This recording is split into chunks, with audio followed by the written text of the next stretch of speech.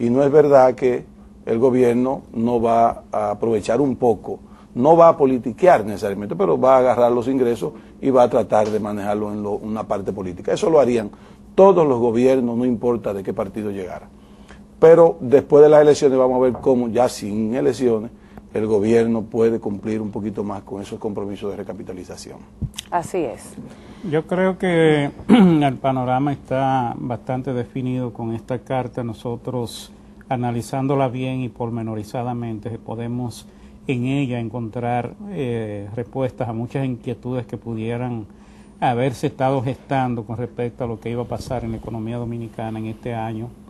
Un año donde hay varios elementos importante que analizar, que es la cuestión interna, ¿no? El desenvolvimiento interno de la economía, las políticas internas y lo que es la demanda interna de la economía, y también el entorno internacional que está dando señales de recuperación, pero de una forma todavía muy poco precisas y muy poco ciertas, considerando los elementos claves, que es la demanda y el tema del empleo en las grandes economías.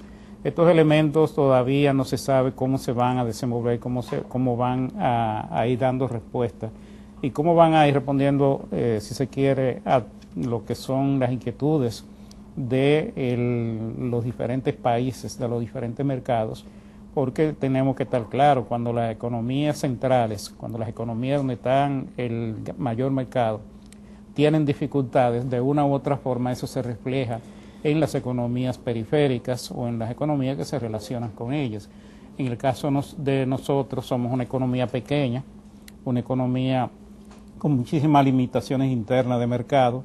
Nuestro panorama está en el sector externo. Sabemos que hemos tenido problemas con las exportaciones nacionales por el lado de la zona franca, por el lado del ferroníquel, y todos estos elementos están ligados y tienen su razón de ser por situaciones que se han dado en el mercado internacional. En el caso de la zona franca ya sabemos todo lo que ha pasado, y en el caso del ferroníquel, que ha sido prácticamente una situación de caída de los precios por falta de demanda en el mercado internacional, cosa que aparentemente están por irse arreglando, por irse recuperando, de acuerdo a lo que hemos visto en este mismo programa, de lo que son las metas y de los elementos que están incluidos en la carta de intención y en otras proyecciones que se han venido haciendo, donde se están previendo ya que hayan ciertos niveles de exportaciones de ferroníquel, y también algunas gestiones que se están haciendo en el sector de zona franca para tratar de aminorar o amortiguar los efectos que ha tenido todo este entorno internacional sobre este importante sector de la economía nacional. De todas maneras, nosotros, yo creo que por lo que ha ocurrido en la economía en los últimos meses, el año pasado, donde se creía que su crecimiento iba a ser menor y terminó en 3.5%, para este año se está previendo entre un 3 y un 4%. Yo pienso que pudiera ser mayor. Ahora, ahí está la política monetaria, cómo se va a responder y cómo van a actuar. Yo creo que este es uno de los elementos más importantes, aunque no se destaca tanto en la carta de intención, pero lo que se dice sobre lo que va a hacer la política monetaria es clave, porque hay una promesa de que se va a actuar de acuerdo a cómo se refleje la economía. Si hay un calentamiento, hay una respuesta de la política monetaria, como si se precisa de que se mantengan la situación actual de tasa de interés a los niveles en que han estado. Se ha comprometido las autoridades a mantener los niveles de encaje que hay hasta el momento, y esto son señales positivas. Pienso que todo esto son elementos que nosotros vamos a tener que ir analizando, porque todos ellos son parte de la estructura macroeconómica de la economía nacional, y en la medida en que cada uno de ellos sean manejados adecuadamente, pues nosotros podemos contar con que, independientemente de todos estos elementos y todos estos factores y todos estos retos y de todos estos desafíos, la economía se va a mantener en condiciones apropiadas para la toma de decisiones, para inversiones y para la generación de empleo. Así es, vamos a una pausa y regresamos.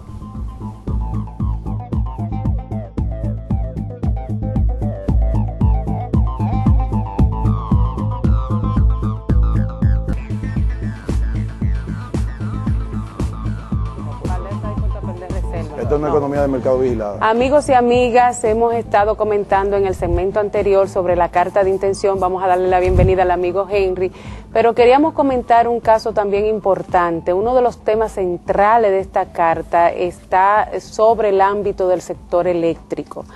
Tenemos una nueva administración hace apenas unos meses con Celso Marrancini, quien está en la mejor disposición, con toda la capacidad gerencial, con todo el deseo, con toda la voluntad realmente de poder hacer un trabajo de solución de mediano y largo plazo.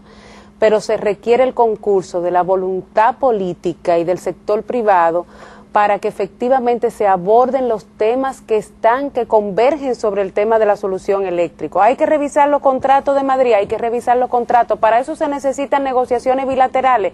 Tomemos la sombrilla del acuerdo con el Fondo Monetario Internacional, hagamos lo que tengamos que hacer. Ese pacto del que están hablando de la Asociación de Industriales de Herrera, es el momento ahora de que nos sentemos, sectores públicos, sector privado, y se tomen decisiones valientes para poder afrontar de una vez por todas los problemas estructurales del sector eléctrico.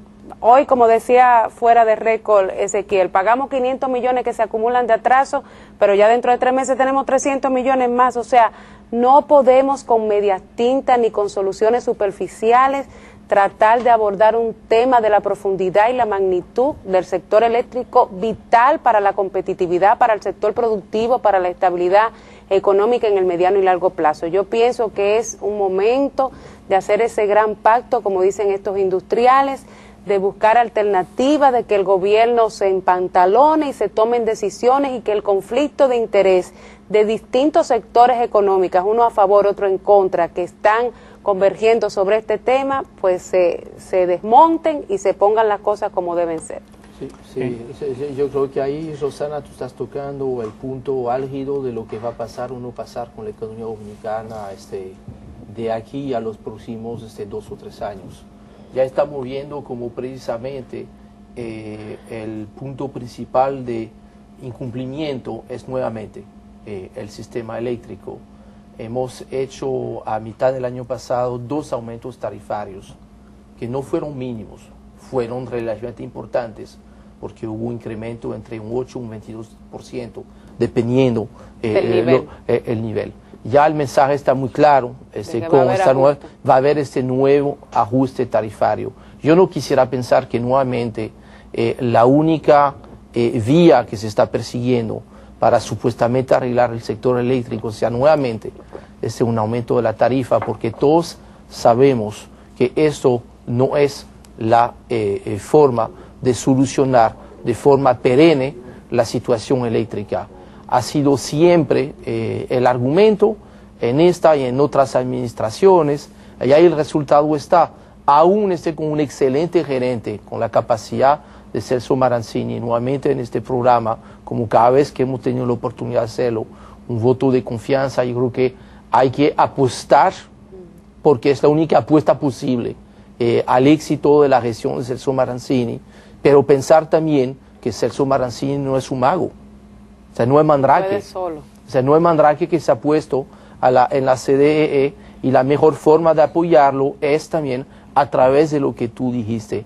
Yo creo que lo que se está haciendo ha permitido, mal que bien, evitar un deterioro más importante del sistema eléctrico, pero eso no es suficiente. Y yo claramente, yo vaticino que solamente con una reforma tarifaria, por más que se mejore la facturación, por más que se subsidie de forma focalizada, a mí me da la impresión de que no va a ser suficiente, porque estructuralmente esto no parece viable. Por más esfuerzo que se haga a nivel de administración y a nivel de tarifa, parece que esos conflictos de intereses que tú estás mencionando hacen que entonces eso alguien lo tiene que pagar.